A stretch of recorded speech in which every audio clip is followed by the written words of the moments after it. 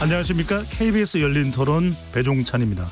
정말 이러다가 나중에 인구 감소가 돼가지고 뭐 어떻게 되겠다. 저희 애들만 해도 전혀 애를 낳을 생각들을 안 하더라고요. 출산율을 높이기 위해서 출산 자체에 뭔가 비용을 지급하고 이런 부분보다는 실제적으로 비용이 들어가는 부분, 주거 부분이나 이제 그런 부분에 대해서는 복지 측면으로 접근해야 되지 않을까. 출산휴가 갔다 오면 뭐 자리 없어지거나 아니면 아예 출산휴가 가는 거 자체를 눈치를 엄청 주고, 임신하면 단축 근무 지원해 주는 거 있는데 일이 줄어야 근무를 단축을 하는데 일은 그대로 주고 시간만 단축하면은 그건 의미가 없잖아요. 돈이 없어요. 돈이. 아기를 양육할 돈이. 왜 먹고 살아야지 어떻게 아기를 더 나가고 살겠어요. 그런 게 차라리 그런 데 좀 많이 지원을 해줬으면 좋겠어요. 그러니까 남녀 간의 좀 갈등? 뭐 이런 부분도 출산율에 좀 영향을 주고 있지 않나라는 생각은 듭니다. 사회 분위기라든지 점진적으로 해결이 돼야지 뭐 단발성으로 어떤 뭐 자금을 투입한다 그래서 해결이 될 것 같아 보이진 않아 보입니다.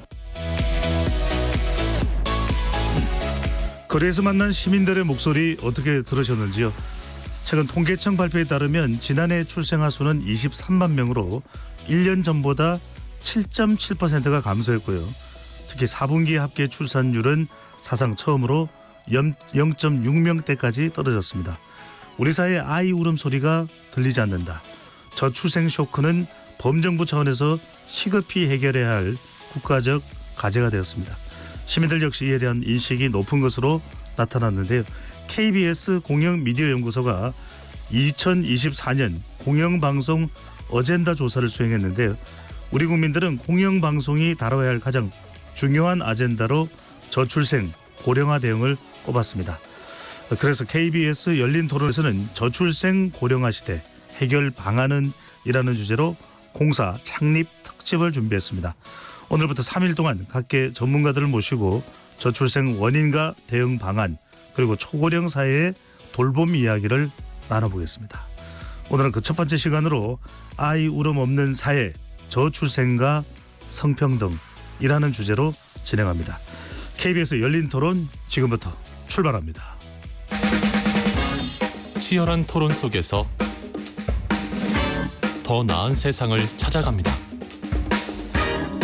올바른 세상을 만드는 첫걸음.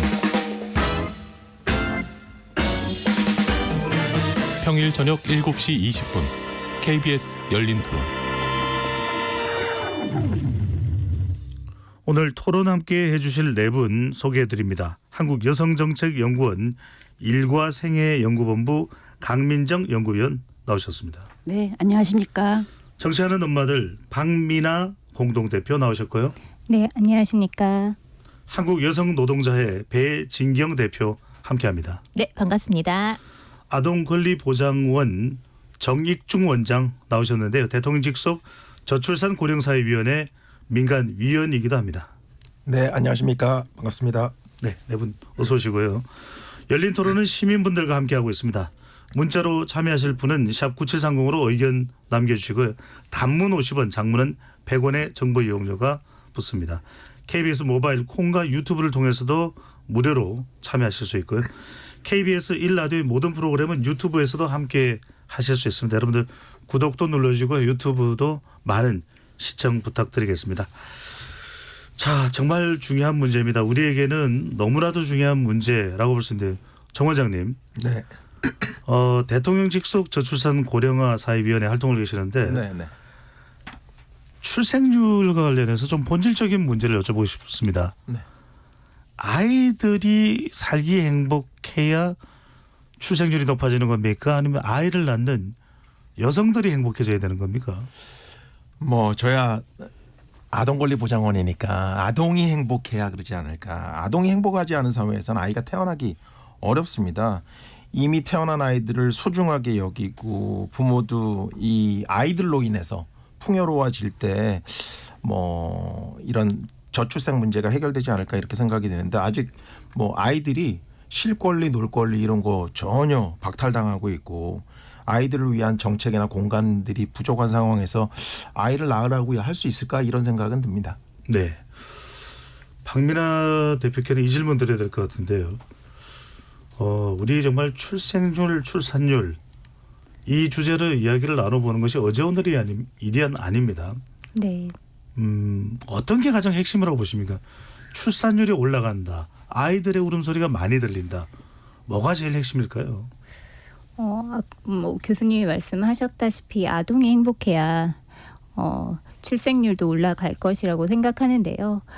하지만 돌봄이란 행위가 직접 사람이 하는 행위고 또 감정과 떨어뜨려서 볼 수 없는 행위이지 않습니까? 그래서 부모가 행복해야 아이가 행복할 것 같습니다.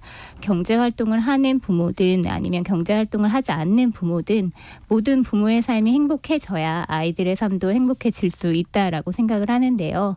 결국 여야를 막론하고 굉장히 저출생 대책들이 많이 나오고 있지만 결국 저출생 대책의 근본적인 것은 다른 것이 아니라 우리 모두의 삶의 질을 높이는 게 저출생 대책이라고 생각합니다. 박 대표님 참 중요한 말씀해 주시는 것 같아요. 그러니까 아이들의 울음소리가 들린다는 건 그만큼 우리 사회가 아이들이 많이 또 뛰놀 수 있는 그런 환경이 된다는 의미일 텐데 강 의원님께는 이걸 여쭤봐야 될 것 같습니다. 우리가 사실 잘 체감되지 않는다는 분들도 계십니다.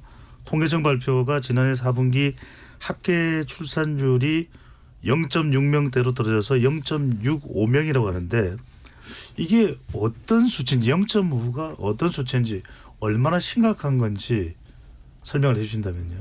네, 우리가 합계 출산율 얘기를 하잖아요. 합계 출산율은 가임 여성 1명이 평생 동안 낳을 것으로 예상되는 평균 출생아 수를 의미를 하는 것인데요. 아시다시피 우리나라 합계 출산율이 계속 떨어지고 있고 이게 전 세계적으로 거의 유례 없이 낮은 떨어지고 있고 이게 전 세계적으로 거의 유례 없이 낮은 수치라는 걸 확인을 할 수가 있고요. 그래서 이런 속도나 수치를 보면 우리가 정말 인구 소멸을 걱정해야 되는 정도가 아닌가 이렇게 생각을 하고 있습니다. 우리가 생산 가능 인구라고 하는 15세에서 64세 인구수가 점점 줄어들 수밖에 없게 되고 그렇게 되면은 실제 또 우리가 노동인구라고 할 수 있는 아주 핵심 노동인구인 19세에서 34세 청년들의 비중 또한 전체 인구에서 굉장히 줄어드는 그런 상태가 되는 것이죠. 그래서 우리가 그동안 출산율이 집계된 그 추이를 이렇게 쭉 들여다보면 사실 2002년 초반 2002년 때 우리가 출산율이 1명대로 떨어졌었습니다. 그때가 1.178명이었거든요. 근데 이 수치는 전 세계적으로도 지금 다른 나라들 보면 이 정도 수치가 되면은 큰일 났다, 위기다 하면서 온갖 인구 정책들을 추진하던 때인데 그게 우리가 2002년이었거든요. 근데 이 1명대가 무너진 게 2018년이었습니다. 16년 정도 후라고 보시면 되겠죠. 그때가 1.1에서 1.2 사이로 왔다 갔다 하고 있었어요. 네. 어떻게 보면 그 시기가 우리가 정말 골든타임이 아니었나 생각이 들 정도로 그때 본격적인 인구 정책이 좀 추진이 됐었으면 지금보다는 조금 더 나아지지 않았을까라는 이제 그런 아쉬움이 좀 들기도 하고요. 강 의원님 50년 뒤에 우리 인구가 몇 명 정도 된다고 예상해 보면 될까요? 그러니까 지금 통계청에서 이제 인구 추계를 계속 해오고 있는데 우리가 인구수 자체가 실질적으로 줄어들기 시작한 건 2020년부터였는데 그때 인구가 감소하면서 지금 몇 년이 지났잖아요. 계속 그 감소수가 더 커지고 있습니다. 그래서 통계청에서는 이런 이제 전반적인 추세를 가지고 인구 추계를 하고는 있는데 지금 출산율이 올해도 지금 0.7도 무너질 정도로 더 떨어질 거라고 일단 예측치를 내놓기는 했어요. 그래서 이게 반등되는 것이 그래도 2025년을 지나면 조금은 반등되지 않나라는 이제 예측을 내놓긴 했는데 이건 어디까지나 그냥 그 수치에 따른 계측인 것이고 이게 과연 우리가 출산율이 저점을 찍었을까에 대한 우려, 그러니까 더 떨어질 수도 있지 않나라는 지금 굉장한 위기감을 다들 느끼고 있을 정도로 우리가 이렇게 되면은 정말 한 진짜 50년, 100년 후에는 아예 생산 가능 인구가 정말 20-30% 수준으로 전체 중에서 떨어질 수밖에 없는 그런 좀 상당한 위기의 상황에 놓여 있다고 우리 보십니다. 인구가 5천만 명인데 3천만 명 아래로 내려갈 수도 있다는 말씀이시죠? 네, 그렇습니다. 지금 같은 상황이 지속되면요. 정 원장님께 이 질문 드리고 제가 배진경 대표로 넘어가겠습니다. 왜 이런 말씀 여쭙지 않을 수 없냐면 몇몇 학자들 중에서는 인구 감소되는 게 뭐가 문제냐. 오히려 생활적으로 저경쟁 사회가 되고 매우 쾌적한 국가로 변모할 수 있다. 이걸 어떻게 이해를 해야 될까요? 참고로 저는 그런 얘기를 한 적이 없고요. 네네. 절대 그런 생각을 해서도 안 되고요. 지금 2020년부터 사망자 수가 출생아 수를 앞서기 시작했습니다. 이 얘기는 우리 인구의 순감소가 시작됐다라는 얘기고 이런 추세를 그 2072년까지 이제 살펴보면 노인이 되었을 때 지금 청년들이 노인이 되었을 때 사망자 수는 69만 명이고 출생아 수는 16만 명입니다. 그 차이가 53만 명이거든요. 이 53만 명이라는 인구는 지금 현재 강남구가 55만 명이에요. 강남구 하나가 없어지는 거예요. 뭐 시흥시가 52만 명인데 시흥시 하나가 없어지는 겁니다. 그러니까 이렇게 비교를 해드려야지, 아니면 여수시는 27만 명이기 때문에 이 여수시 2개가 없어지는 거예요. 이런 상황이라면 저는 생산인구 감소뿐만 아니라 내수 감소, 뭐 저희 여러 가지 일들이 이제 벌어지는데 우리나라만, 그러니까 전 세계 국가에서 우리나라만 이 50년 후에 그러니까 경제 성장률이 마이너스일 거라고 예상되는 그런 국가입니다. 예. 이게 다 인구 감소 때문이 아닐까 이런 생각이 됩니다.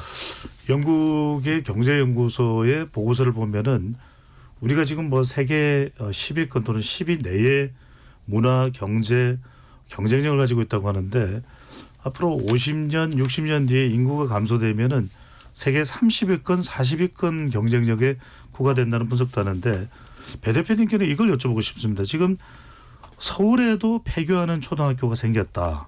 올해 초등학생 신입생 수가 사상 처음으로 40만 명 선이 붕괴됐다고 하는데요. 그러니까 이렇게 인구 감소가 되면 우리 사회의 생활에서 어떤 타격이 있는지도 궁금합니다. 생활의 타격이라고 하는 것은 이제 삶이 어떻게 구성되는가를 생각을 해보면 쉽게 답이 나옵니다.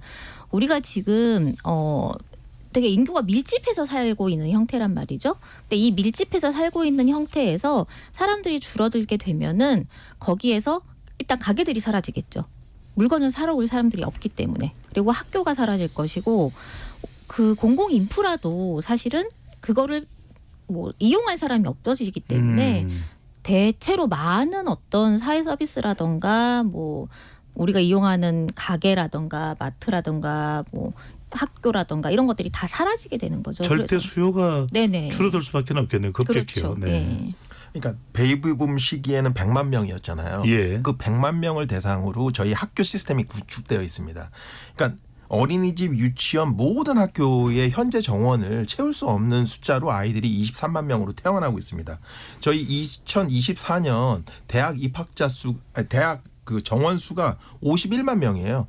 이 우리 아이들이 다 대학을 가더라도 반 정도의 대학이 문을 닫아야 되는 그런 상황입니다. 그리고 저희 뭐 군대로 따지면 군대 49만 명 정도가 군인을 가는데 23만 명 중에 남자만 간다면 11만 5천 명이잖아요. 22%밖에 못 채워요. 이런 상황을 경쟁이 줄어들었다. 그걸 그래서 이제 괜찮아질 거다 이렇게 생각하는 거는 진짜 너무 무서운 생각이 아닐까 이런 생각은 듭니다. 네. 네, 이미 수도권에서도 이제 폐교 위기에 처한 학교들이 점점 늘어나고 있고 수도권에서도 이미 9곳이 이제 폐교를 하고 있거든요.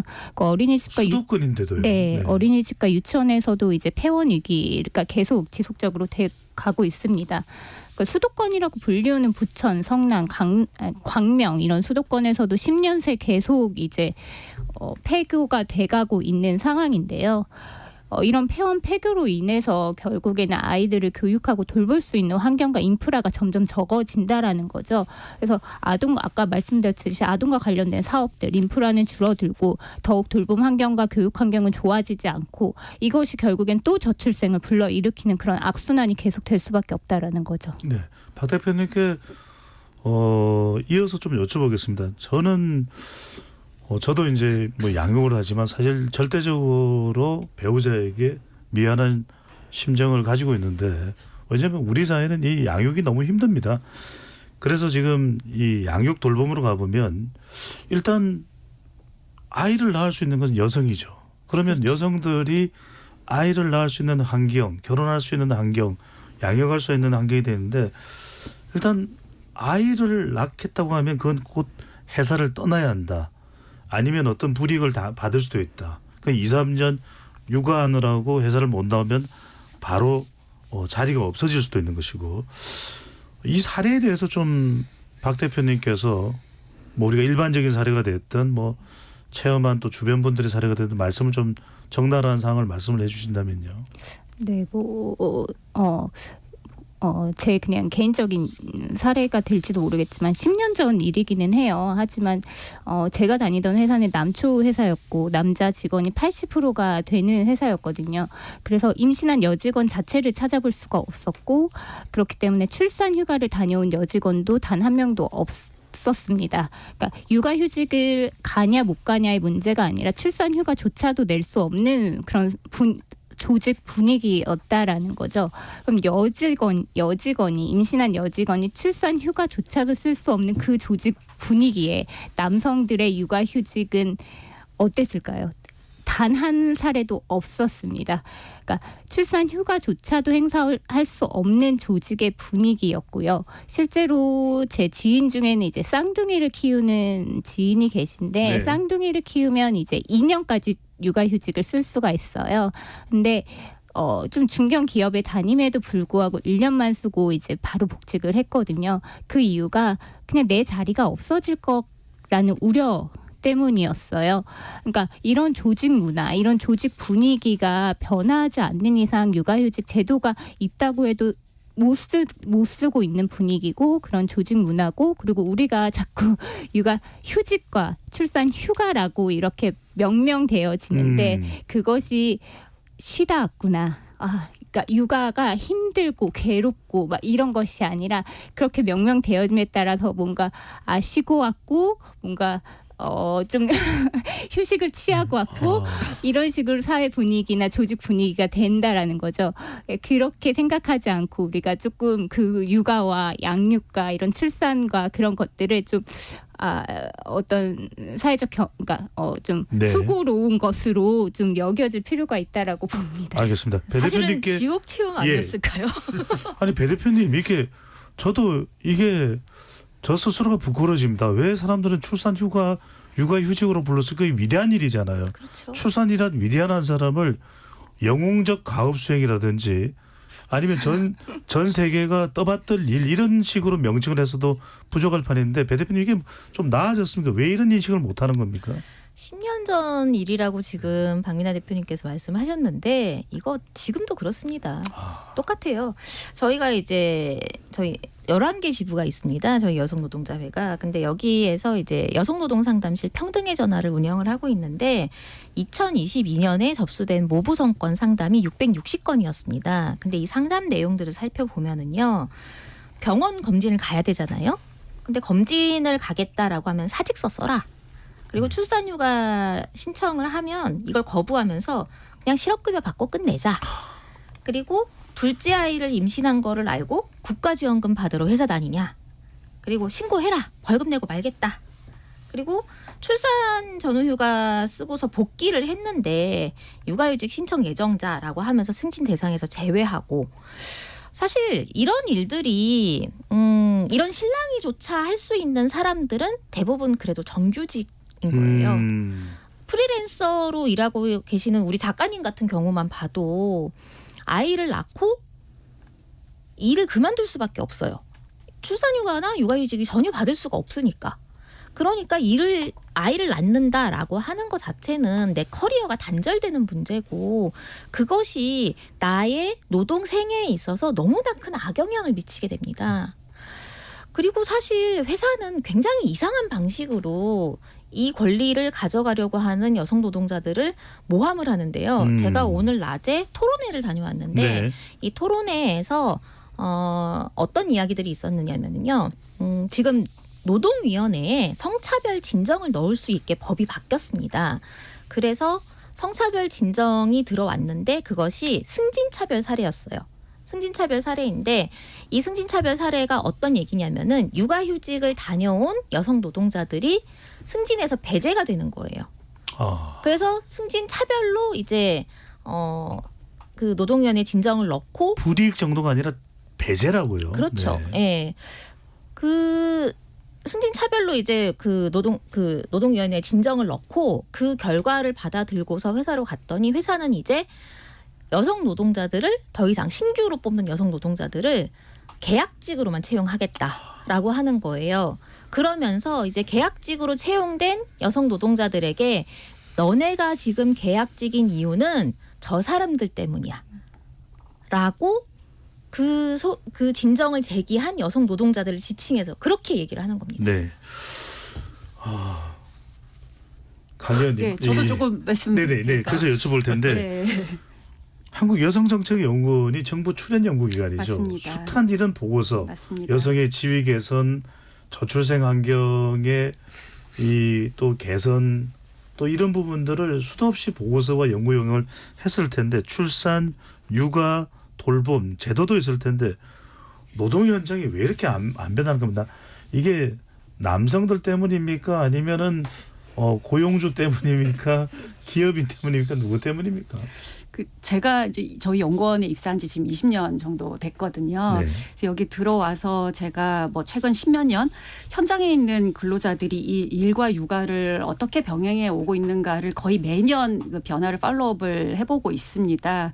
그래서 사실상 우리가 제도적으로 개선은 정말 많이 되었어요. 정책적으로. 우리가 남녀 고용평등법이라고 하는 그 법이 87년에 제정이 됐고 이후에 2008년에 일가정경제 지원에 관한 법률로 같이 통합이 되면서 이 안에 뭐 모성보호 제도라든지 근로시간 제도라든지 여러 가지 일가정 양립 지원을 위한 제도는 표면적으로 굉장히 많이 발전을 해왔고 지원도 많아졌습니다. 그런데 제가 최근까지도 얼마 전까지도 연구를 위해서 이제 근로자들 인터뷰를 해봤더니 네. 여전히 여성들은 자신의 커리어와 육아 중에서 하나를 선택해야 하는 순간에 결국은 맞닥뜨리게 된다고 이야기를 합니다.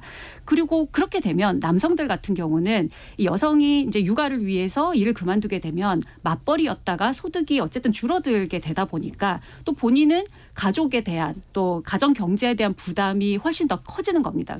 그래서 결국은 이것은 여성에게만 문제가 아니라 이 가정 경제를 책임져야 하는 남성의 부담도 너무 커지는 지금 이런 상태로까지 되고 있거든요. 네. 그래서 우리나라 육아휴직 제도가 지금 올해 기준으로 보면은 급여도 어쨌든 많이 올라갔고 그리고 남녀가 각각 1년씩 쓸 수가 있고 그리고 심지어 동시에도 쓸 수 있고 임신 중에도 쓸 수 있게끔 다 이렇게 지금 계속 개선이 되어 오고 있습니다. 그래서 전체적으로 보면 아이 수는 줄어들음에도 불구하고 육아휴직을 사용한 사람은 계속 늘어났거든요. 근데 그리고 그중에 남성의 비중도 한 30% 가까이는 늘어났어요. 예. 근데 사실 이거는 전체 쓴 사람들 안에서의 우리가 통계를 본 것이고 태어난 아이를 기준으로 출생아 100명당 육아휴직을 얼마나 쓰는가를 보면 남성은 5명에 불과합니다. 통계청 결과가 그렇게 나왔거든요. 이런 걸 저희가 이제 제도 내외 사각지대가 굉장히 크다라고 이야기를 하고 있는데 그럼 현장에서 도대체 왜 이렇게 제도가 있음에도 사용하지 못하는가라고 이제 여러 가지 뭐 저희가 조사도 해보고 현장의 얘기를 들어보면 남성들 같은 경우는 이 휴직 기간 동안의 소득 감소라든지 이 휴직에 따른 또 업무 공백을 어떻게 해소할 건가에 대한 부담 그리고 이 육아휴직 사용이 커리어에 부정적 영향을 미칠 수 있다는 점 이런 것들을 대표적으로 꼽고 있습니다. 그런데 또 이게 한편 기업 입장에서 보면 자기네가 뽑았던 사람이 1년이든 뭐 몇 개월이든 인력의 공백이 이제 생기게 되는데 원래도 인력난에 시달리고 있는데 이런 인력의 공백을 어떻게 우리가 부담할 것이냐에 대한 이제 어려움이 있고 그래서 사실은 정부에서도 이 중소기업을 중심으로 인력 공백을 지원하는 문제라든지 사업주들이 인력 공백 기간에 뭐 다른 사람을 채용해서 쓸 수 있게 한다든지 이런 것들을 지원하는 제도들을 계속 만들어주고 있거든요. 그럼에도 불구하고 기업들은 워낙에 경영상의 어려움 이런 것들 때문에 이 인력 공백이라는 이슈를 계속 이야기하고 있고 남성 근로자들은 나는 커리어에 너무 부담이 된다. 이런 이야기들을 하면서 서로 못 쓰고 있는 상황이 발생하고 있는 거죠. 제가 이거 정 원장님께 질문을 드려야 되는데 따져야 될 수도 있을 것 같습니다. 그러면은 정말 저출생과 저출산이 이렇게 중요한데 정부에서는 또 출산 지원금에 대해서는 비과세하겠다고 발표하는 또 소식도 있기는 하지만 모든 것에 기업도 더 우선해야 되는 게 지금 저출산 아닌가 싶은 생각이 들면 왜 이 문제가 잘 해결 안 될까 그 점도 말씀해 주시고 아까 또 우리 배진경 대표께서 말씀하신 적어도 직장인들은 적어도 좀 검토라도 될 수 있는데 작가분이나 또는 이렇게 이 프리랜서 직업을 하는 분들은 사실 어디 가서 호소도 못 하거든요.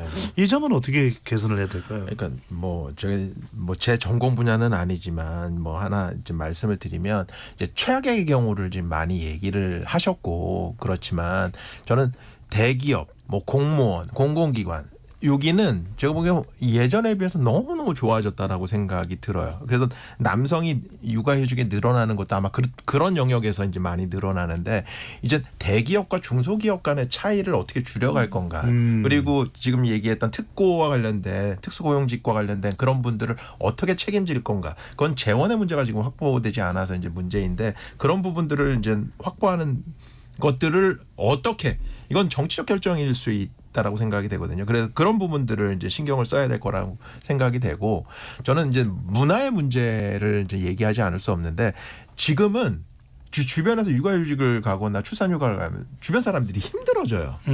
물론 뭐 대체 근로도 하고 뭐 여러 가지 이제 뭐 지원도 있고 그렇긴 하지만 대체 인력도 파견해주고 네. 뭐 이런 것들도 있긴 하지만 그냥 일정 기간은 완전히 대체도 안 되거든요. 그러다 보니까 그냥 힘들고 귀찮고 그런 거예요. 저는 그런 것들까지도 어떻게 보면 그러니까 서로 응원해 줄 수 있어야지 되는데 그런 걸 하려면 차라리 일이 많아지니까 돈이라도 좀 더 주자.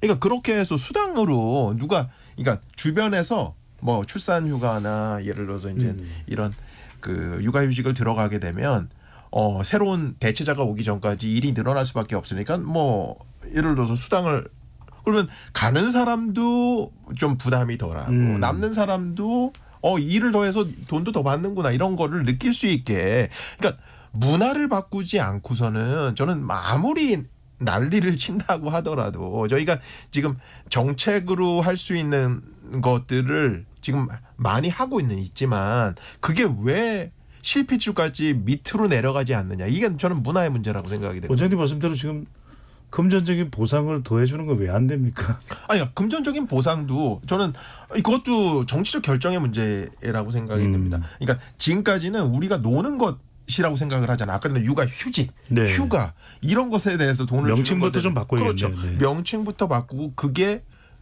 휴가가 아니고 휴직이 아니고 또 다른 국가를 위한 노동일 수 있다 이렇게 생각을 하면 그럼요. 저는 지금 받는 임금하고 똑같이 받는 게 왜 용인되지 않겠습니까? 근데 지금은 이게 휴직이고 휴가거든요.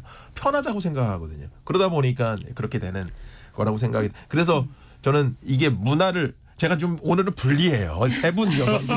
근데 저는 그런 문화를 바꾸는 노력이 있어야지 세상이 좀 바뀌지 않을까 네. 그런 생각이 잘 설명을 하면 도움을 드리기로 강 의원님 말씀 듣고 네. 배 대표로 넘어갑니다. 네. 그러니까 기업에 우리가 문화라고 이야기를 할 때 사실 문화라는 거는 분위기고 우리가 어떻게 손에 딱 잡히는 건 아닐 수 있는데 저는 이것과 맞닿는 건 인사관리라고 생각을 합니다.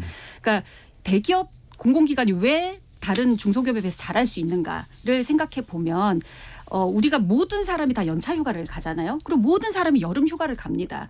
그러니까 이런 공백은 반드시 생길 수밖에 없거든요. 근데 그건 모든 사람이 쓰는 것이기 때문에 기업은 그것에 기반한 인사 관리를 합니다. 이것의 인력 운용을 생각해서 업무 분장도 하고 배치도 하고 뭐 휴가를 갔을 때도 회사 망하지 않습니다. 그렇게 하고 있는데 육아휴직, 출산휴가 이런 것들은 지금은 그래도 조금 쓰는 사람이 늘었지만 예전에는 매우 소수의 여성들만 쓰는 제도였어요. 그러면 이거는 그냥 그 사람이 감당하고 넘어가면 되는 것이었던 거예요. 회사가 이거를 일반적인 휴가 휴직으로 인식하고 인사관리로 포함시켜서 하는 것이 아니라 그냥 그 사람에게 맡겨놓고 그 동료에게 맡겨놓고 당신들이 다 감당해. 지금 이렇게 되고 있는 거죠. 근데 이게 우리가 다 모두가 쓰는 제도라고 한번 생각을 해보시면 그러니까 이 회사에 있는 모든 남성 여성이 아이를 낳으면 최소 3개월 뭐 네. 한 달은 공백이 생긴다라고 사업주가 인식을 한다면 거기에 맞춰서 인사관리를 뭐 인력 운용을 조금 더 120%를 한다든지 아니면 업무 배치를 그때그때 원활하게 해서 그 대체를 해결할 수 있게 한다든지. 그러니까 제 말은 그런 것들이 일상화가 돼서 기업의 인사관리 하나의 방식으로 자리를 잡아야지 이게 일반화되는 거지.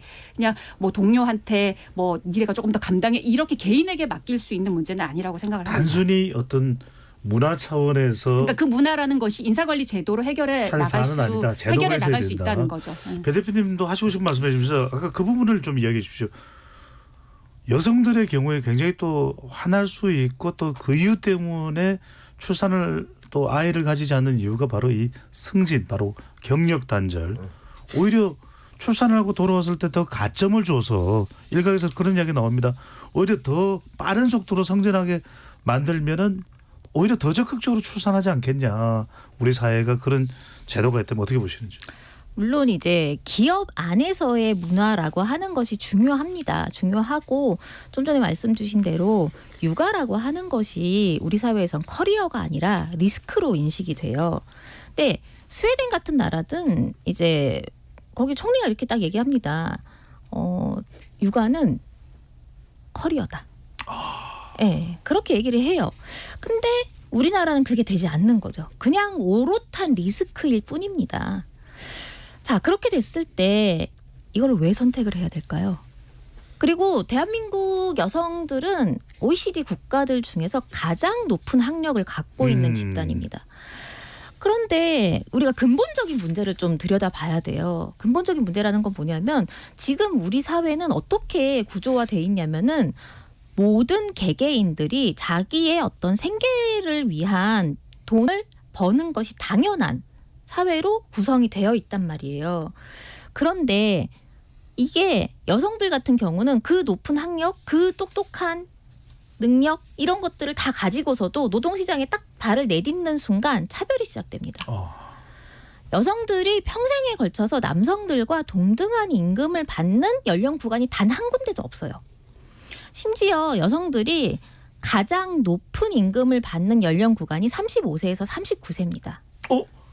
원래 40대, 50대가 더 고위직이고 임원일 텐데 안 그렇단 말씀인가요? 그건 남성들 얘기입니다. 남성들은 평생에 걸쳐서 가장 높은 임금을 받는 나이대가 50에서 54세예요. 근데 이거를 바꿔놓고 생각을 해보면 남성들은 그때까지 자신이 쌓은 커리어와 그다음에 경험치와 노하우를 다 인정을 받으면서 그것이 다 임금으로 치환이 돼가지고 그 자리에 올라가지만 여성들은 35에서 39세 때까지만 임금이 올라가고 그것도 남성들과 차이가 커요. 그러고 난 다음에 쭉 내려가는 거예요.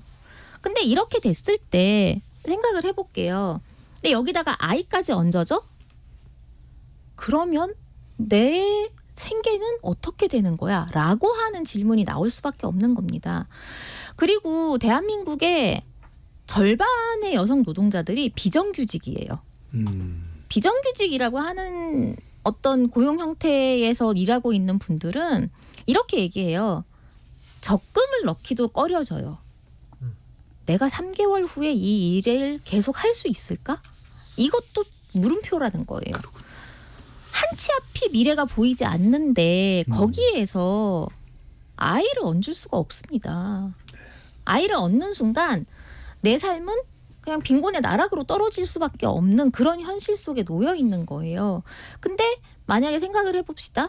내가 계속 아르바이트로 계약직으로 내 삶과 생계를 꾸려가고 있는데 내가 남자를 만난다? 그럼 어떤 남자를 만날 수 있을까요?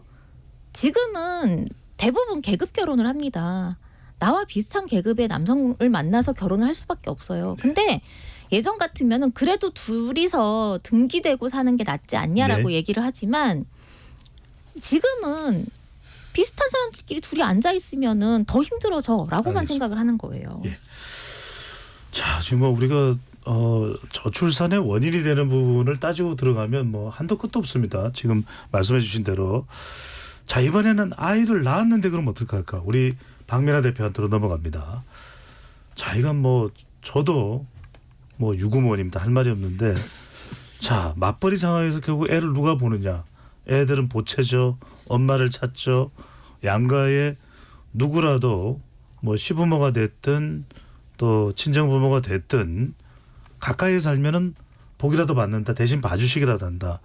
참 우리나라의 독특한 경우입니다. 우리는 부모가 또 자녀의 육아까지도 봐야 되는 건데 실제 어떤 상황입니까? 박 대표님. 네, 저도 대학교 다닐 때 이제 교수님이 친정 부모님이 가장 건강한 게 최고의 예단이다라는 우스갯소리를 들으면서 다녔는데요. 정말 그게 이제 실감이 되는 현실입니다. 육아휴직 후 복직할 때 아이의 돌봄을 어떻게 해결하느냐가 진짜 최고의 난제입니다. 근데 요즘은 그래도 어린이집이 굉장히 잘 돼 있어요. 기관이 잘 돼 있어서 0세부터 아이를 맡길 수 있는 가정 어린이집이 많습니다. 하지만은 한국 사회가 말씀하신 대로 장시간 노동에 맡겨져 있고 친척이나 아니면 이런 조부모 도움을 못 받는 경우에는 부모의 장시간 노동에 따라서 장시간 어린이집에 또 돌봄을 위탁하게 되는 환경이 되는 거죠. 그래도 그나마 어린이집 다닐 때까지는 괜찮아요. 그래도 요거 좀 버틸만 한데 싶어요. 가장 돌봄의 문턱에 딱 걸렸다. 그 초등학교 들어갈 때. 네, 지옥은 정말 초등학교 1학년입니다. 현재 한국 사회는 아이가 장시간 돌봄을 기관에서 받을 수밖에 없는 환경이잖아요. 부모의 노동 시간이 줄어들지 않는 이상 사실은 기관의 아이들이 돌봄을 받는 시간도 줄어들 리가 없죠. 근데 초등학교 입학하는 순간 아이가 1시에 와요. 내가 어린이집 보낼 때는 아이가 7시에 가도 기관에 있었는데 학교는 무조건 1시가 되면 집으로 가래요. 네. 수업을 더 받았으면 좋겠건만. 그렇죠. 근데 한 오후 5시 정도나 6시쯤 하교했으면 좋겠건만. 너무 좋겠는데 하지만 부모는 몇 시에 퇴근하나요? 칼퇴근을 해도 7시에 도착을 합니다. 아이와 부모가 만날 때까지는 돌봄 공백이 생길 수밖에 없는 환경이라는 거예요. 물론 학교에서 운영하는 방과 후 돌봄 교실이라는 것이 있어요. 하지만 과밀학급인 경우에는 모두가 들어가는 것이 아니라 신청을 한다고 해도 추첨을 하고 추첨에서 떨어지면은 들어갈 수가 없어요. 그럼 그때부터 이제 또 발을 동동 구르기 시작을 하는 거죠.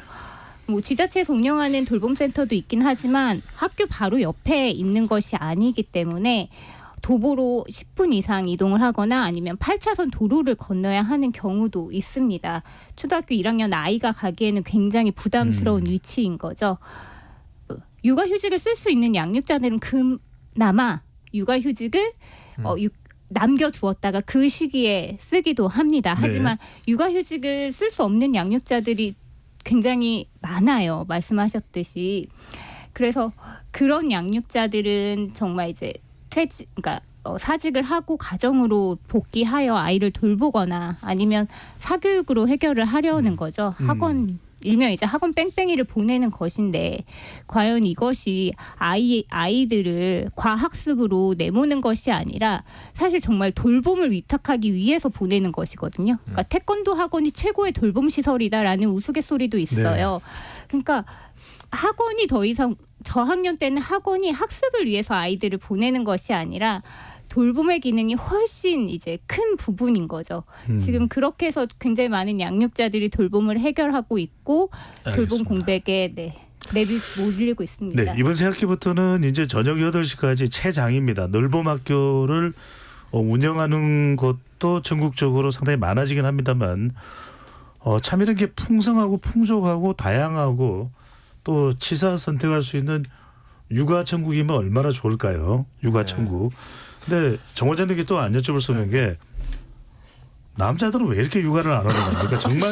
정말 남자 대표도 아니고 정말 회사에 회식이 있는 겁니까? 아니면 야근이 있는 겁니까? 아니면 회식이 있다고 이야기를 하는 겁니까? 야근이 없는데 그냥 오늘 저녁에 만든 겁니까? 그러니까 이게 생물학적 이유도 있는 것 같아요. 근데 이제 보고 배운 것들이 부모 교육을 통해서 좀 가르치고 배우고 모범 사례를 저희가 학습하고 뭐 이랬으면 더 좋았을 거라는 생각이 드는데 저희가 부모 교육도 필요 없는 사람들만 부모 교육을 받거든요. 필요한 사람들은 부모 교육을 안 받고 저는 이런 것들부터 좀 바꿔야지 되지 않나 이런 생각이 되고 그러니까 장시간 근로를 해결하지 않고서는 많은 문제가 해결되기 어렵다라는 생각이 들어요. 아까 초등학교 얘기하셨는데 저는 초등학교에서 제일 되게 중요하게 생각해야 될 게 뭐냐면 저도 제가 연구를 했지만 초등학교 1학년 때 제일 여성의 경력 단절이 많이 일어납니다. 이게 그러니까 아이들이 예전에는 어린이집 유치원 안 다닐 때 학교 적응이라는 게 필요했어요. 그래서 1시에 오고 막 이런 게 아주 뭐 당연할 수 있었는데 지금은 어린이집 유치원에서 애들이 뭐 7시까지 있고 8시까지 있고 그렇습니다. 그래서 아이들이 학교 적응이라고 해서 이렇게 일찍 올 필요가 없어요. 그러니까 전 세계 주요국 초등학교는 거의 대부분 오후 3시에 끝나요. 근데 왜 우리나라는 이렇게 일찍 끝나냐. 실제 살펴보니까 OECD 국가 중에서 초등학교의 수업 실수가 우리나라가 제일 적은 편입니다. 그래서 저는 이게 기본적으로 이 예전에도 저출산 고령사회위원회에서 굉장히 중요하게 아젠다로 했는데 이제 실패했었는데 학교에 일찍 끝나면 아이들이 놀 수 있다라고 이렇게 얘기하는데 놀 수 없어요. 학원 뺑뺑이를 다녀야지 돼요. 그리고 학원 시간이 달라가지고 아이들이 같이 시간을 맞춰서 놀 수도 없어요. 저는 그냥 기본적으로 학교에서 점심시간을 길게 하든지 쉬는 시간을 길게 하든지 학교에서 놀 수 있는 시간을 충분히 확보하고 그리고 난 다음에 돌봄도 뭐 3시부터 뭐 7시, 7시부터 8시 이런 식의 좀 저학년은 늘봄학교를 중심으로 움직이고 고학년은 학교에 계속 있으면은 그것도 학대입니다. 그래서 약간 마을에서 돌보는 그런 구조로 가면 좋을 것 같습니다. 정 원장님이 왜 남성들은 육아에 온 힘을 기울이지 않느냐는 응답은 안 해주셨는데 시간상 넘어가도록 하겠습니다. 자, 1부 마무리하고요. 토론이 진행되는 동안 많은 청취자분들이 의견 보내주셨는데요. 이 자세한 내용 들어보겠습니다. 정의진 문자캐스터. 네, 지금까지 청취자 여러분이 보내주신 문자들 소개합니다. 0981님. 높은 물가의 주거비용, 맞벌이가 필수인 시대에 아이 돌봐줄 기관과 사람이 부족합니다. 양육과 돌봄 자체에 높은 비용이 들어가는 현실에서 아이를 낳는 것 자체가 두렵습니다. 5799님. 서민의 삶은 집값은 비싸고 취업은 어렵고 이런 상황에서 애를 낳고 싶은 마음이 들까요? 7483님. 저출생을 해결하기 위한 가장 필요한 대책 중 하나는 노동시간 감소입니다. 대기업부터 5인 이하의 기업까지 오후 5시까지 야근 없이 근무하는 사회가 되어야 할 겁니다. 아이를 낳고 기를 힘이 지금 우리 사회에는 부족한 게 현실입니다. 1197님. 우리 딸은 사립 유치원 선생인데 아기 낳는다고 퇴사해야 합니다. 현실적인 정책이 필요합니다. 출산 휴가도 육아휴직도 무용지물입니다. 1338님. 출산율은 노후가 준비되지 않으면 절대 해결되지 않습니다 해주셨고요. 콤부차를 마시면님. 돌봄의 제도적인 부분이 대부분 개인이 알아보고 해결해야 합니다. 엄마 아빠의 삶이 행복하지 않는데 아이들이 행복할까요? 파란색 조아님. 정시 퇴근만 해도 눈치 보게 되는 사회 분위기부터 달라져야 합니다. 가정이 우선이라는 사회인식이 필요합니다. 장시간 노동시간에서 벗어나야 할 것으로 보입니다 라고 보내주셨네요. 네, KBS 열린토론 이 시간은 영상으로도 생중계하고 있습니다. 유튜브에 들어가셔서 KBS 일라디오 또는 KBS 열린토론을 검색하시면 지금 바로 토론하는 모습 보실 수 있습니다. 방송을 듣고 계신 여러분이 시민논객입니다. 계속해서 청취자 여러분들의 날카로운 시선과 의견 보내주세요. 지금까지 문자캐스터 정의진이었습니다.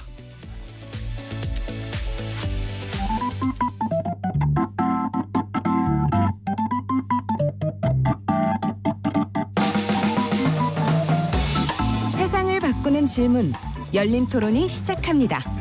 KBS 열린 토론은 언제나 열려 있습니다. 단문 50원, 장문 100원의 유료 문자 샵 9730 그리고 KBS 어플리케이션 콩으로 여러분의 의견을 남겨주세요. KBS 열린 토론 공사 창립 특집으로 저출생 고령화 시대 해결 방안은이라는 주제로 오늘부터 3일간 특집으로 진행됩니다. 오늘 그 첫 번째 순서로 아이 울음 없는 사회, 저출생과 성평등에 대한 이야기 나누고 있습니다. 스튜디오에는 한국여성정책연구원 일과생애연구본부 강민정 연구위원, 정치하는 엄마들 박민아 공동대표, 한국여성노동자회 배진경 대표, 아동권리보장원 정익중 원장 네 분과 함께하고 있습니다. 앞서 일부에서는 저출생 실태와 함께 출산, 육아, 돌봄에 대한 일반적인 이야기들을 좀 나눠봤고, 이어서 사회 구조적으로 우리 사회가 일가 양육에 있어 조금 더 남녀 평등한 접근 방법이 무엇일지 이에 대한 더 깊은 고민이 필요해 보입니다. 관련한 이야기 계속 이어가겠습니다. 강 의원님, 아까 우리 배진경 대표가 오늘 또 명언을 또 발언을 해주셨는데, 출산은 리스크가 아니라 커리어가 돼야 된다. 스웨덴에서의 출산에 대한 시각이라고 볼 수 있는데, 자, 이 한참 일을 해야 될 나이에 아이도 낳아야 되죠. 또 아이가 태어나자마자 바로 또 직장으로 돌아가기 어렵다 보니까 정말 대학교, 대학원, 심지어는 그 이상까지 공부했는데 경력 단절 문제가 옵니다. 어떤 부분이 가장 치명적인 부분으로 봐야 될까요? 일단 이 현상에 대해서 조금 수치적으로 말씀을 좀 드려보면, 우리가 보통 고용률을 이야기할 때 이제 5세 단위로 고용률을 집계를 해보면 우리나라 여성들이 M자 커브가 남아 있다 이런 표현들 아마 들어보셨을 것 같은데 우리나라 여성들의 25세에서 29세 사이의 여성 고용률이 73%가 넘습니다. 73.9%고 매우 높네요. 네. 남성은 69.1%예요. 오히려 여성이 더 높아요. 근데 이거는 이제 군대 이슈가 좀 있겠죠. 남성들이 아무래도 군대 때문에 사회 진입이 늦어지니까 이랬던 것이 여성은 점점 감소하고 남성은 점점 증가합니다. 우리가 일반적인 연령에 따른 고용률을 보면 역유자라고 이야기를 해요. 고점을 찍었다가 이제 나이가 들수록 내려가는. 근데 우리나라 여성은 언제 고점을 찍냐면 이제 올라갔다가 아까 말씀드린 25세, 29세에서 가장 높다가 그다음에 점점 내려갑니다. 내려가서 35세에서 39세 사이엔 60.5%까지 떨어져요. 이때 남성 고용률은 91%예요. 그럼 격차가 거의 30%가 넘잖아요.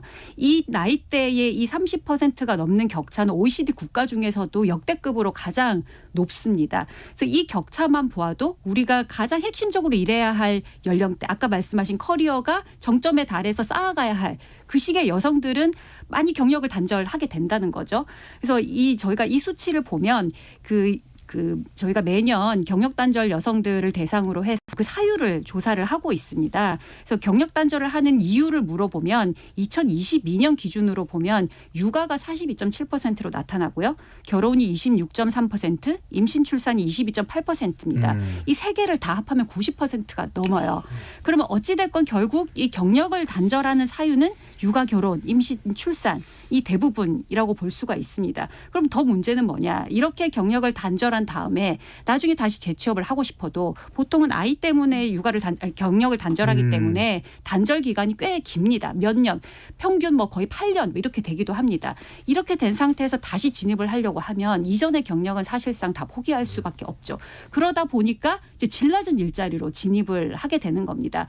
그렇게 돼서 이게 우리나라의 전형적인 이제 성별 격차라고 할 수 있는 성별 임금 격차라든지 이런 것들에 다 영향을 미치게 되는 거죠. 그러면 여성들은 사회 서비스업이라든지 보건업이라든지 돌봄 위주의 굉장히 질 낮은 일자리는 아까 말씀하신 비정규직이라든가 그런 고용이 안정적이지 않은 일자리로 진입을 하게 되면서 사실 임금 수준도 더 떨어지게 되고 여기서의 이제 그 일자리 자체가 굉장히 불안정해지는 거죠. 이런 상황들이 다른 그 선진국들은 거의 다 해결이 됐어요. 일본조차도 그 M자 곡선이 거의 사라졌거든요. 근데 우리나라만이 아직 이 M자 곡선이 유지가 되고 있어요. 그래서 결국은 이 시기에 집중적인 지원이 이루어지지 않으면 우리가 이 저출산 문제를 해결하기 쉽지 않다는 강의원님, 그러면 말씀 주신 대로 일본은 해결했는데 우리는 여전히 남아있다. 일본은 어떻게 해결했길래 우리는 왜 해결을 못했길래 남아있는 겁니까? 근데 저희가 사실 일본 사례를 이제 많이 이야기를 하는데 왜냐하면 우리나라와 여러 가지로 유사한 형태를 띠고 있기 때문에 이야기하는데 또 그렇다고 해서 일본이 우리가 따라가야 할 또 좋은 정책 대상이다라고 보지는 않습니다. 왜냐하면 일본은 사실 여러 가지 성평등 문화나 이런 것들을 보면 오히려 우리나라보다도 더 저조한 상황이에요. 근데 일본 같은 경우에도 지금 출산율이 워낙 내려가 있다 보니까 그걸 회복하기 위해서 그리고 이제 생산 가능인가 워낙 줄어들다 보니까 일자리에 이제 사람을 못 구하는 상황이 벌어지게 된 거죠. 그래서 이민 정책을 펴기도 하고 아니면 이제 기존에 일하고 있지 않은 여성들을 노동시장에 끌어들이기 위해서 상당히 적극적인 노력들을 많이 했습니다. 결국은 우리나라가 출산율을 높이기 위해서는 이 여성의 경활률, 경제활동 참가를 높이고 노동시장과 일가정 양립 수준에서의 성평등 수준이 같이 올라가야지만 이 문제가 해결이 되거든요. 네. 우리가 대표적으로 그 스웨덴 같은 나라가 다 여성 경활률도 높고 그리고 이제 성평등 수준이 굉장히 높은 국가거든요. 이 나라들은 다 출산율이 높은 상태를 유지를 합니다. 그래서 그렇습니다. 우리도 그 길을 사실은 정책적으로 따라가야지만 조금이라도 반등이 가능하지 않을까 생각합니다. 일본은 그래서인지 2022년 기준으로 합계 출산율이 우리보다도 훌쩍 높은 1.16명입니다. 배 대표님, 아까 이제 스웨덴 경우 방금 전에 이제 강 의원께서도 스웨덴의 경우를 이야기를 했는데 꼭 스웨덴이 우리 모델일 수 또는 일본이 우리 모델일 수는 없다 하더라도 경단이 되는 문제는 이제 우리가 대체로 알 것 같기도 합니다. 혹시 우리가 언급 안 한 부분이면 언급을 해 주시고 배 대표님이 보시기에는 일본식 접근도 있을 수 있고 스웨덴식 접근도 있을 수 있고 우리가 경단녀 문제를 경력 단절 여성들에 대한 문제를 해결할 수 있는 방법은 뭘까요? 저는 이렇게 말씀을 드리고 싶어요. 그냥 다 해봐요. 네? 아니 이렇게 문제가 심각하다라고 얘기를 하는데 그냥 다 해보면 돼요. 근데 문제는 뭐냐면은 사실은 삶의 시간이 없어요. 우리나라는 아까 저기 문자 메시지로도 몇 분 말씀 주셨는데 네. 노동 시간이 너무 깁니다.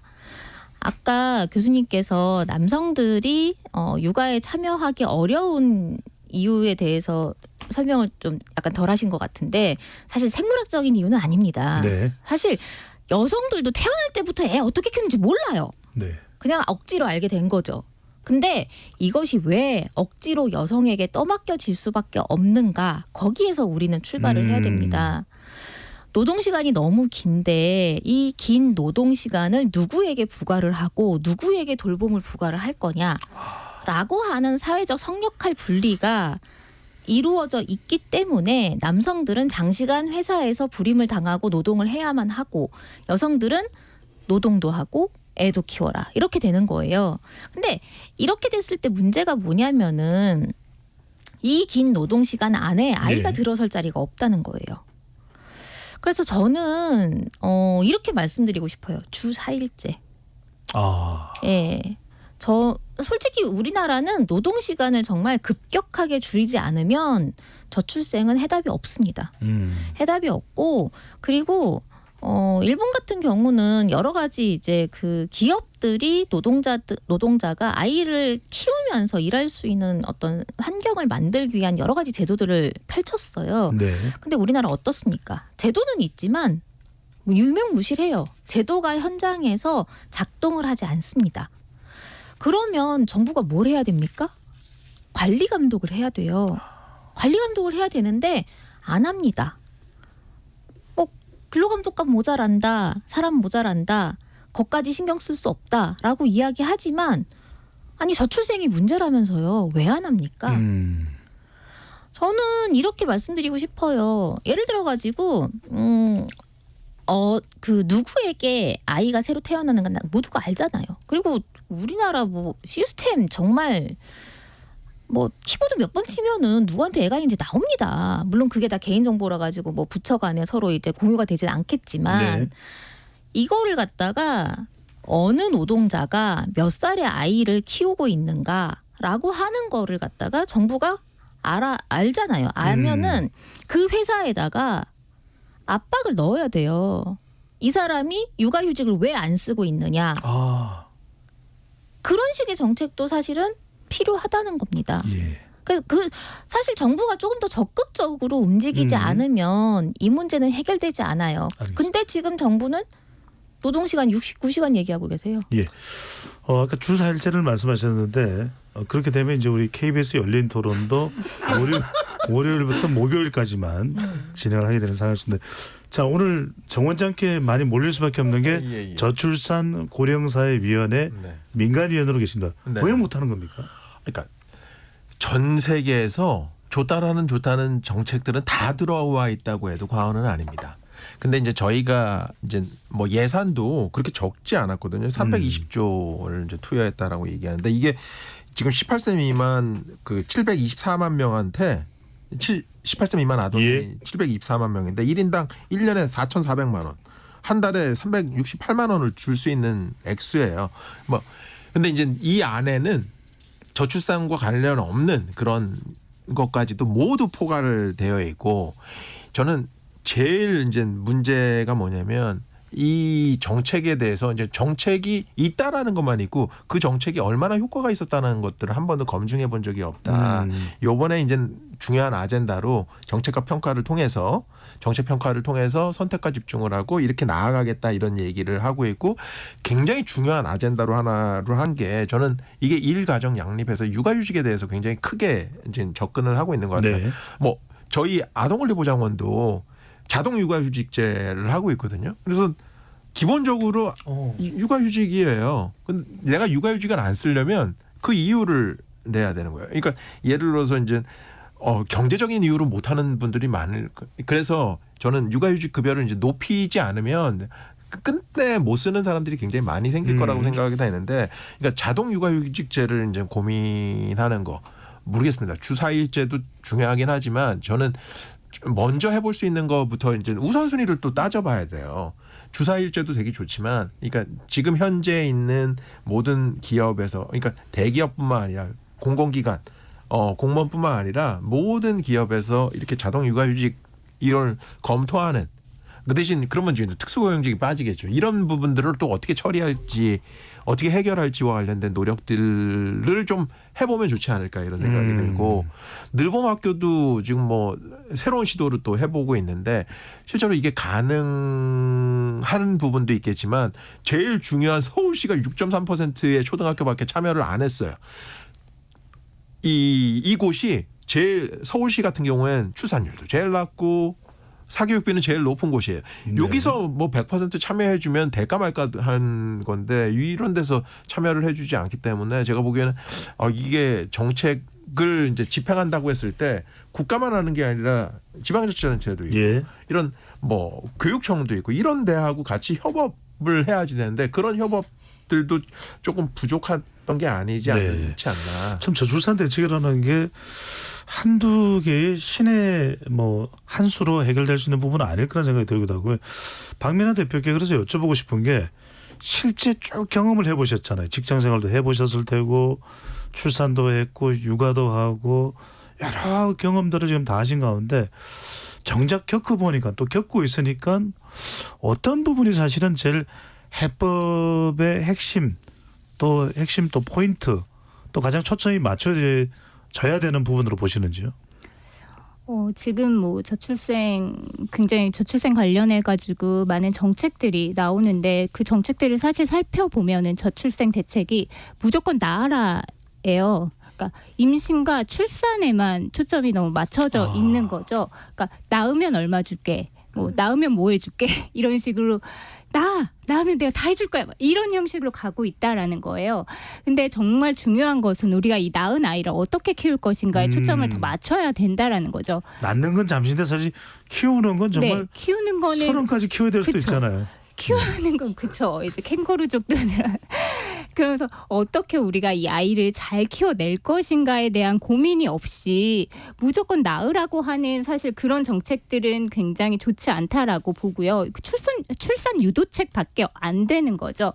낳고 키우는데 무엇이 문제이고 어떤 것이 어려운 점이고 좀 더 이것을 세밀하게 들여다볼 필요가 있는 건데 아까 뭐 주사할제도 말씀을 하셨고 육아휴직 자동 육아휴직 제도도 말씀을 해주셨는데 저는 아까 이제 남성들의 육아 참여가 왜 좀 덜 하냐라고 봤을 때 저는 출산 휴가를 부모 모두에게 1년씩 해야 된다라고 생각을 해요. 그러니까 출산 휴가라는 것이 우리가 출산 휴가 제도가 있는 이유가 여성의 돌봄권에 이제 기조한 거잖아요. 근데 사실 신생아를 돌보면서 여성의 쉼과 회복과 뭐 건강권 이런 거를 전혀 생각할 수가 없거든요.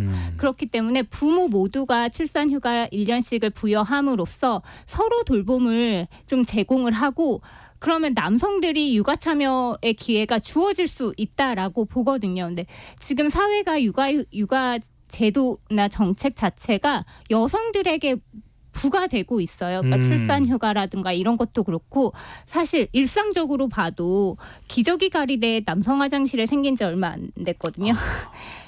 여자 화장실에만 기저귀 가리대가 있고 그리고 그런 육아휴게실도 사실 저 때는 남성들이 들어오지 못했어요. 그러니까 육아휴게실에서 기저귀도 갈고 뭐 수유도 하고 하지만 그 안에서 이제 이유식도 먹이고 굉장히 많은 돌봄 활동이 이루어지는데 그것이 당연히 여성들에게 하게끔 그렇게 주어지고 있었다라는 거죠. 네. 강현님께 여쭤보고 싶은 게 결국 우리가 이제 지금 육아를 이야기하고 저출생을 해결할 수 있는 대책을 지금 강구하고 있는데 누군 그런 얘기를 하더라고요. 왜 서양은 잘 될까 우리보다. 그러면 이 육아가 양립하는 거죠. 남녀가. 그러면 아이고 서양 남자들은 애를 너무 좋아해. 뭐 이렇게 생각할 수 있는 건지 아니면 뭔가 서양이 방금 전에 박민아 대표가 말씀하셨던 대로 그런 제도가 또 교육이 잘 돼 있는 거지. 어떤 서양의 성공적인 사례가 있다면 이 이른바 일가 육아와 이게 이제 양립되는 데 있어서 성적으로 평등하게 운영되는 데서 어떤 장점이 있었던 걸까요? 왜 선진국에선 됐는데 우리는 되지 못했는가라는 질문일 수 있을 것 같은데요. 이게 뭐 한국적인 특성일 수도 있고 우리의 역사적인 또 이유일 수도 있는데 저는 지금 정말 우리가 뼈속 깊이 이제 깨달아야 될 것이 뭐냐면 이 돌봄이라는 것이 과연 우리에게 주요 정책 아젠다였던 적이 있었는가라는 질문을 정책을 하시는 분들, 정치인들 모두가 다 한번 좀 돌이켜봐야 된다는 생각을 합니다.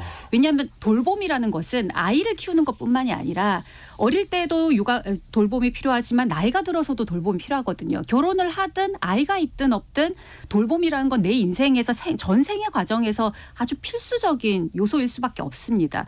그런데 우리는 그동안 이 돌봄을 주요한 정책 아젠다로 다루지 못했기 때문에 지금과 같은 인구구조 불균형이 저는 초래됐다고 생각을 하고 있고요. 왜냐하면 우리 사회의 주류를 이루고 있는 이런 정책의 모형은 여전히 돌봄을 하지 않는 남성에 초점이 맞춰져 있다라고 생각을 합니다. 그러니까 저는 지금 뭐 여러 전문가분들이 육아휴직 제도 이렇게 개선해야 돼 어떻게 얘기하실 때마다 제가 드리는 말씀이 그렇게 만들었을 때 이 제도를 고소득 전문직 남성이 쓸 수 있는 제도라고 생각하시면 제안하시라고 제가 말씀을 드리거든요. 지금도 우리가 계속 이야기를 하면서 아이를 키우는 문제, 제도를 쓰는 문제는 다 여성, 일하는 여성 이렇게 생각을 하고 사실 저희가 이런 접근들을 하고 있는 게 무의식 중에 또 나오기도 하거든요. 그래서 우리 사회의 주류인 돌봄을 하지 않는 남성들이 돌봄이 내 인생에서 중요하고 주요한 정책 아젠다로서 자리 잡게 하는 사실 그런 정도의 큰 패러다임의 전환 이런 것들이 필요하고 저는 그것에 사인을 준 것이 이 출산 파업이라고 생각을 합니다. 저희가 이 저출산 이슈를 예전 한 10여 년 전에 여성들의 출산 파업이라고 이야기를 했거든요. 더 이상 여성들은 아이를 낳지 않을 거야 라는 걸로 사회가 몰고 가고 있다라고 생각을 했거든요. 알겠습니다. 배 대표님 어떻게 해야 될까요? 이게 프랑스의 한 영화 제목이 떠오릅니다. 새 남자와 아기 바구니. 근데 남자들이 더 적극적으로 일단은 초점이 맞춰지는 것은 남성이 이건 뭐 남성들 개인 하나하나 이렇게 잘못으로 우리가 이야기를 할 수는 없겠습니다. 어떻게 된 거예요? 떼치할 수도 없고 어떤 방법이 있을까요? 근데 저는 이게 이 문제를 고민함에 있어서 무엇이 근본적인 문제냐라고 하는 걸 좀 잘 직시를 해야 됩니다. 사실 지금 저출생 대책이라고 나오는 것들이 대부분 돈 줄 테니까 애 낳아라 이거잖아요. 근데 저는 이거랑 똑같다고 봐요. 집에 불이 났는데 돈 줄 테니까 거기서 살아라.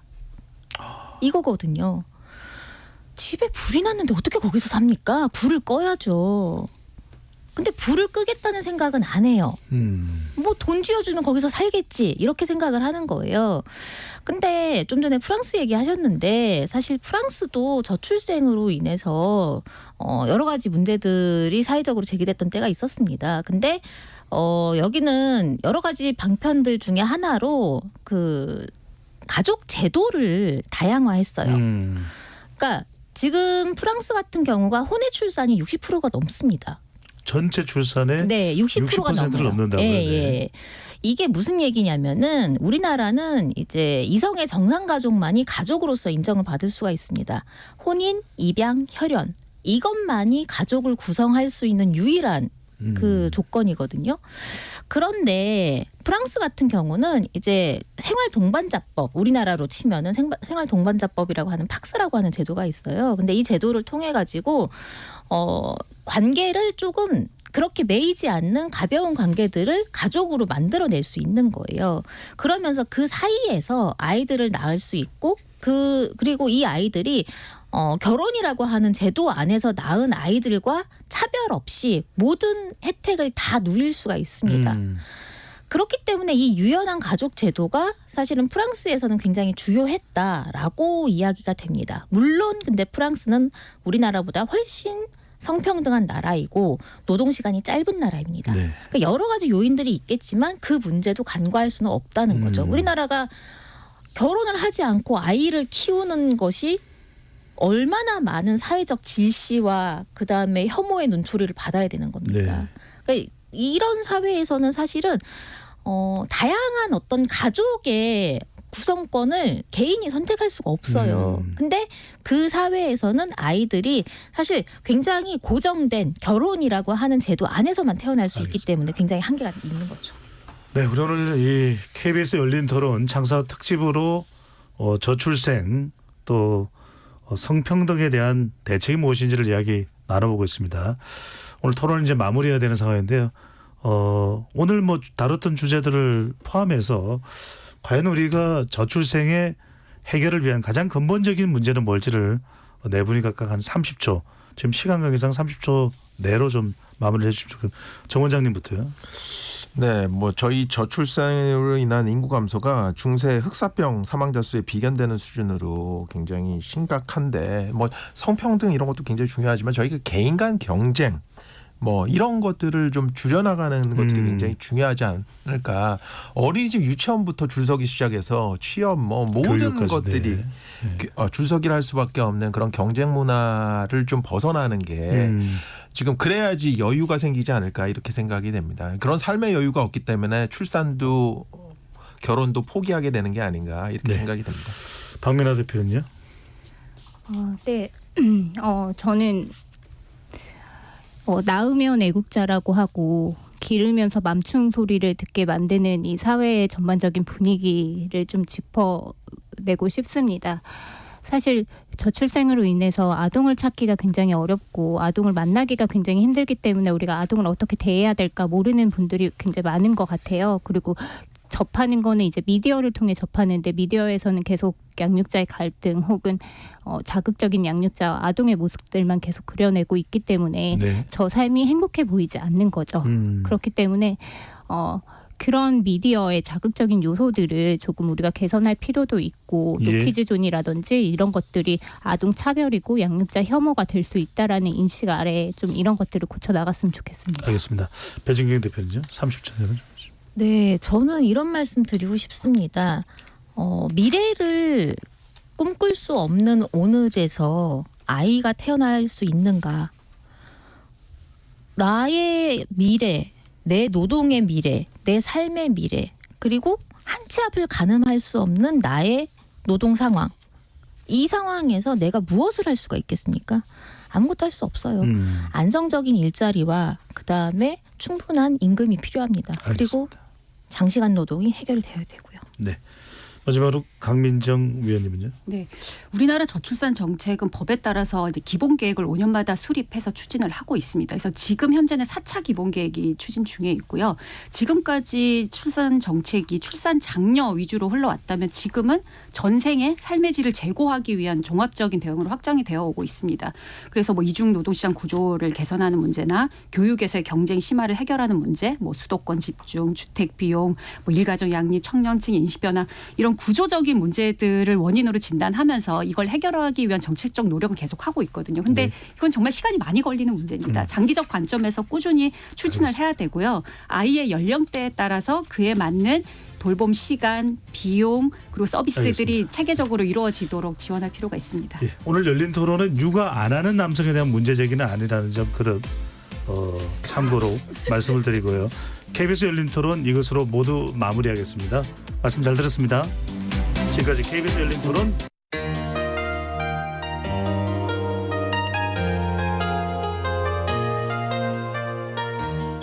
아픈 사람을 만나면 의사가 되고 위험에 빠진 사람을 만나면 구조대가 됩니다. 다문화 가족에게는 친구가 되고 사회적 약자의 목소리를 전합니다. 다른 일을 하면서도 들을 수 있으니까 좋고 삶의 일부죠. 제가 라디오를 통해서 사랑 고백을 한번 해본 적이 있는데요. 생소했고 신기했고 재밌었고요. 그게 그리고 라디오의 되게 매력인 것 같아요. 네, 제 소중한 꿈을 이룰 수 있게 했던 라디오 앞으로 늘 함께 할 겁니다.